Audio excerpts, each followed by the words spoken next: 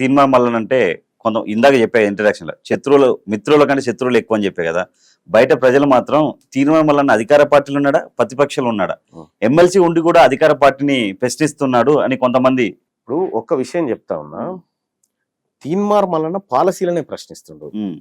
మా రాహుల్ గాంధీ గారు ఇచ్చినటువంటి సోషల్ కాజ్ లైన్ ఒకటి నడిపిస్తా ఉన్నాం.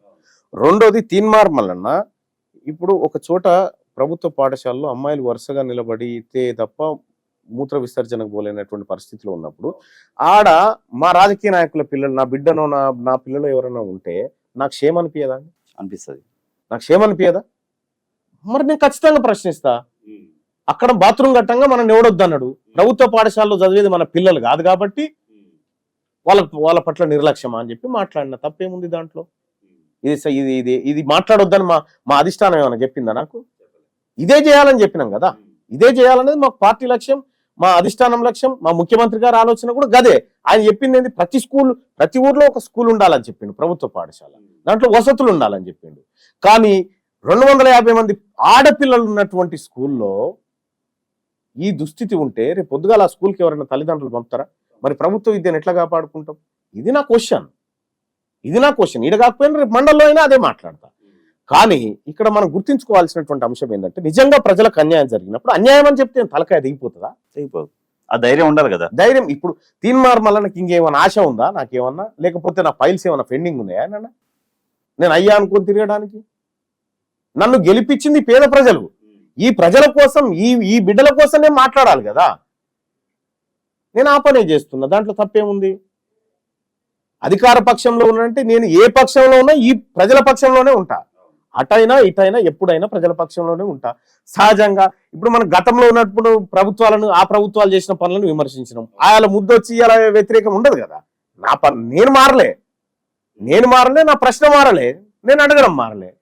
నువ్వు పొజిషన్ మారి నువ్వు అనుకుంటే మరి దానికి నేనేం చేయలేదు. ఇంకోటన్నా, హైడ్రా మొన్న హైకోర్టు జడ్జి రంగనాథ్ గారు చాలా సీరియస్ అయ్యారు. హైడ్రా అంటే పేదలకు భరోసా కల్పించేలా ఉండాలి, కానీ అన్ని కూల్చుకుంటూ పోవడం కరెక్ట్ కాదు. రేపు చార్మినార్ తహసీల్దార్ వచ్చి హైకోర్టును కూల్చమంటే కూలుస్తారా?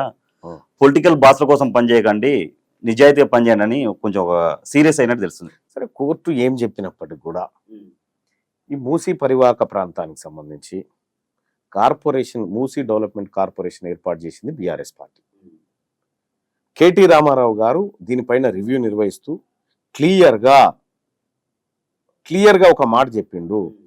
ఈ పరివాహక ప్రాంతాల్లో ఆక్రమణకు గురైనటువంటి అన్ని ఇండ్లను నిర్దాక్షిణ్యంగా కూలదోయండి, బుల్డోజర్లు పెట్టి పడగొట్టండి, అడ్డుకుంటే పోలీసులను పెట్టి కార్యక్రమాన్ని ముందుకు తీసుకుపోండి అని చెప్పిండు. మీరు కావాలంటే ఆ వీడియో కూడా ఉంది నా దగ్గర, వినిపిస్తాను.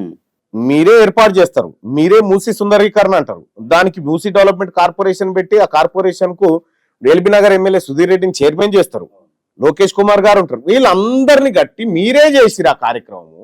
ఆయన మాకు సినిమా చూపించారు కదా, మూసీలో మీరు బోటింగ్ చేయాలంటే టికెట్ల కౌంటర్ ఈడు ఉండాలనే కాడికి తెచ్చారు. కానీ అందులో తట్టెడు మట్టి ఎత్తింది లేదు, ఆ ప్రాజెక్టు ముందుకు పోయింది లేదు.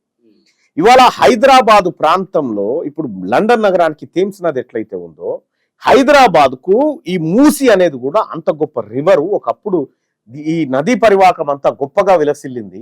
సో అటువంటి ఖ్యాతిని మళ్ళీ పునరుజ్జీవింప చేయాలంటే ఖచ్చితంగా మూసీ నదిని పరిశుద్ధం చేయాల్సినటువంటి అవకాశం, ఆలోచన ఉందని ముఖ్యమంత్రి గారు దాని మీద రివ్యూలు చేసిండు. పోయి లండన్ థేమ్స్ నదిని చూసిండు, ఆ రోజు నుంచి చెప్పిండు. మీరే చెప్తారు, కొబ్బరికాయ కొట్టిన వాళ్ళు మీరే, పూలు జల్లింది మీరే, దానికి పునరుజ్జీవనం చేయాలని చెప్పింది మీరే, మళ్ళీ శవయాత్రలు తీసేది మీరే. ఇలా కాంగ్రెస్ పార్టీ పాత్ర ఏంది? మరి కేసీఆర్ గారి ఆలోచనే కదా మూసీ సుందరీకరణ. మరి కేసీఆర్ గారి ఆలోచన ఇంప్లిమెంట్ చేస్తున్నామని చెప్పుకోండి. ఇలా కేటీ రామారావు గారు మాట్లాడుకుంటూ ఇండ్లు కూల్చమని ఇంద్రమ్మ చెప్పిందా అంటాడు. ఇంద్రమ్మ ఇండ్లు కూల్చమని చెప్పలే. ఇవాళ ఏ ఊరికి పోయినా ఇంద్రమ్మ కట్టించిన ఇండ్లు ఉన్నాయి, చూపిస్తాం. కానీ మీ అయ్య కట్టించిన ఇండ్లు లేవు. కూలగొట్టుట్లో మీరు మొదటి స్థానంలో ఉన్నారు, దోపిడీ చేయడంలో మీరు మొదటి స్థానంలో ఉన్నారు. కాబట్టి కేటీ రామారావుకు నేను రామారావు అని పెట్టినటువంటి పేరుకు సార్థకత తీసుకొచ్చాడు. ఆయాల అట్లా, ఇవాళ ఇట్లా. కాబట్టి హైడ్రా విషయంలో హైకోర్టు హైకోర్టు దగ్గరికి మనం పిటిషన్ పట్టుకొని పోతే హైకోర్టు ఎవరైతే ఆవేదనతో వచ్చారో వాళ్ళ పక్షాన్ని ఎక్కువ మాట్లాడుతుంది. అది సహజం, న్యాయ సూత్రాలు వాళ్ళు పాటిస్తారు, అది వదిలేద్దాం. ఇక్కడ ప్రస్తుతం కూడా కాంగ్రెస్ పార్టీ ఏం చేస్తూ ఉందండి, అక్కడ ఉన్నటువంటి పేదలను స్వచ్ఛందంగా పోయి, అమ్మ మీకు డబుల్ బెడ్రూమ్ ఇల్లు ఇస్తున్నాము, ఇది మూసీ పరివాహక ప్రాంతము, ఇది ఇది ఏది మూసీలో కట్టినటువంటి ఇల్లు అక్రమ నిర్మాణము, ఇక్కడ వరదలు వస్తే మీ జీవితాలు ఖరాబ్ అయిపోతాయి, ఈ మురికితోటి మీ పిల్లల భవిష్యత్తు నాశనం అవుతుంది, మీ ఆరోగ్యాలు దెబ్బతింటాయి అని పూర్తిగా చెప్తూ వాళ్ళని ఒప్పిస్తూ దాదాపు 162 మందికి నిన్నటి వరకు డబుల్ బెడ్రూమ్ ఇళ్లలోకి షిఫ్ట్ చేయడం జరిగింది. వాళ్ళంతా వాళ్ళు స్వచ్ఛందంగా ఖాళీ చేసిపోతా ఉంటే, వాళ్ళంతా వాళ్ళు ముందుకు వస్తా ఉంటే, ఇలా బీఆర్ఎస్ పార్టీ మీరు అట్లా పోకూడదు, వీళ్ళకి తిరగబడండి, మీరు కాంగ్రెస్ పార్టీని వ్యతిరేకించండి, ముఖ్యమంత్రి గారిని తిట్టండి, ఇవేంటి దుర్మార్గం కార్యక్రమాలండి? దానికి బొడ్రాయి పెట్టిన వాళ్ళే మీరు. బొడ్రాయి ఇక్కడ పండుగ చేస్తుంటే పండుగ చేయొద్దని పంచాయతీ పెట్టిన వాళ్ళు మళ్ళీ మూసీ బాధితులకు అండగా ఉంటాం, బుల్డోజర్ ని అడ్డుకుంటామని చెప్పి కేటీఆర్ గారు వెళ్తుంటే కారు మీద దాడి చేయడం జరిగింది. ఫస్ట్ ఏంటంటే వాళ్ళ కుటుంబానికి ఎవడు అండగలేడు. బీఆర్ఎస్ పార్టీ అనేది ఒడిసిన శకం. అది బీఆర్ఎస్ పార్టీ ఆఫీసులు ఇప్పుడు ఖాళీగా ఉన్నాయి, ఎవరికైనా కౌలుకి ఇస్తే చేసుకుంటారు. బీఆర్ఎస్ పార్టీ దాని భవిష్యత్తు కోల్పోయింది కాబట్టి ఇప్పుడు కేసీఆర్ ఫ్యామిలీ కష్టం వస్తే తెలంగాణ కష్టం వచ్చినట్ట. అసలైన బాధితులు వీళ్ళు.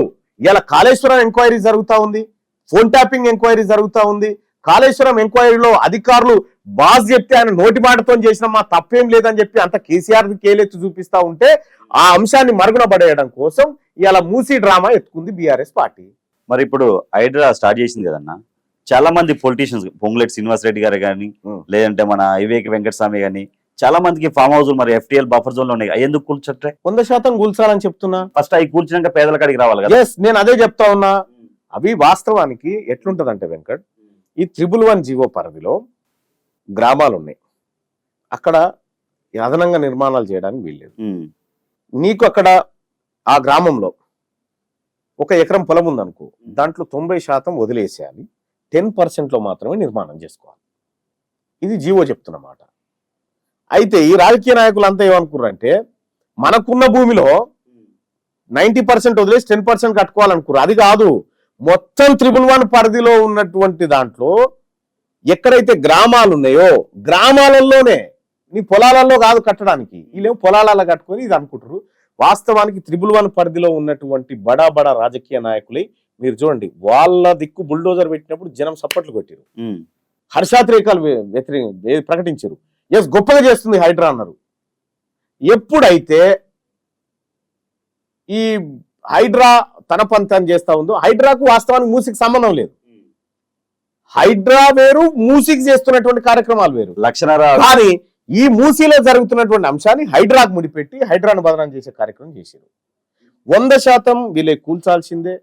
పొంగులేటి శ్రీనివాస్ రెడ్డి గారిది నిజంగా బఫర్ జోన్ లో ఉందనుకుంటే ఆయనది కూల్చాలి, వివేక్ వెంకటస్వామి గారిది కూల్చాల్సిందే, అక్కడ ఏ రాజకీయ నాయకుడున్నా కూల్చాల్సిందే. ఫాతిమా కాలేజీని కూల్చే దమ్ముందా గవర్నమెంట్ కి? 100% కూల్చాలని చెప్తా ఉన్నా. దమ్ముందా లేదా అనేది మరి వాళ్ళ పర్ఫార్మెన్స్ బట్టి. ఆయన ఒకటి సవాల్ చేశాడు, మరి జిహెచ్ఎంసీ ఆఫీస్ కూడా బఫర్ జోన్ FTL లో ఉంది, ఇప్పుడు ఏదైతే హైడ్రా ఆఫీస్ ఉందో అది కూడా బఫర్ జోన్ లో ఉంది, మరి అవి కూల్స్తారా అని అడుగుతుండ్రు. అవి కూడా ఉంటే అవి కూడా కూల్చాలి, తప్పేముంది? వాళ్ళకో న్యాయం వీళ్ళకో న్యాయం కాదు కదా. జిహెచ్ఎంసీ